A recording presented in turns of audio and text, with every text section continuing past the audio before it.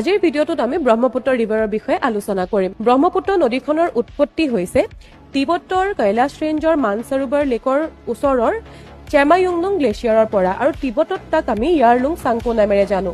তাৰ পিছতে নামচা বৰৰ ওচৰত এটা ইউটাৰ্ণ লৈ পেলাই অৰুণাচলত প্ৰৱেশ কৰে আৰু অৰুণাচলৰ পৰ্বতীয়া অঞ্চলত তাক আমি চিয়াং নামেৰে জানো আৰু সমতল অঞ্চলত দিহাং নামেৰে জানো। শদিয়াৰ ওচৰত অসমত প্ৰৱেশ কৰাৰ পিছত দিবাং আৰু লোহিত নদীখনে যোগদান কৰে আৰু যোগদান কৰাৰ পিছতেই আচলতে তাৰ নামটো আমি ব্ৰহ্মপুত্ৰ বুলি জানো।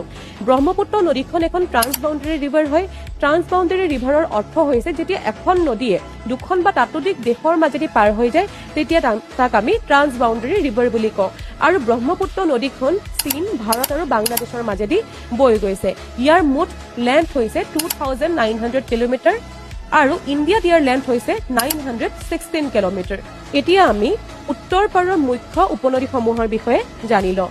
প্ৰথম মুখ্য উপনদীখন হৈছে সোৱণশিৰি, ভৰলী, যিখনক আমি জীয়া ভৰলী বুলিও কওঁ, আৰু এই নদীখনক অৰুণাচলত কামেং বুলিও জনা যায়। বৰনদী, মানস আৰু সনকোচ। তাৰ পিছত যদি আমি দক্ষিণ পাৰৰ উপনদীসমূহৰ বিষয়ে চাওঁ, দিবাং, লোহিত, বুঢ়ীদিহিং, দিখৌ, ধনশিৰি, কপিলী আৰু কলং। তাৰ পিছতে ব্ৰহ্মপুত্ৰ নদীখন প্ৰৱেশ কৰে বাংলাদেশত আৰু বাংলাদেশত প্ৰৱেশ কৰাৰ পিছতে তিস্তা নামৰ নদী এখনে আহি পেলাই যোগদান কৰে আৰু তাৰ পিছত তাৰ নামটো যমুনালৈ পৰিৱৰ্তন হয়। অৰ্থাৎ বাংলাদেশত আমি ব্ৰহ্মপুত্ৰ নদীখন যমুনা নামেৰে জানো। তাৰ পিছতেই পদ্মা অৰ্থাৎ গংগা নদীখন আৰু মেঘনা নদীখনে যোগদান কৰে আৰু তিনিখন নদী একেলগে যোগদান কৰাৰ পিছত তাৰ নামটো মেঘনা হয় আৰু ই মেঘনা ৰূপে গৈ পেলাই বে অফ বেংগলত মিলিত হয়।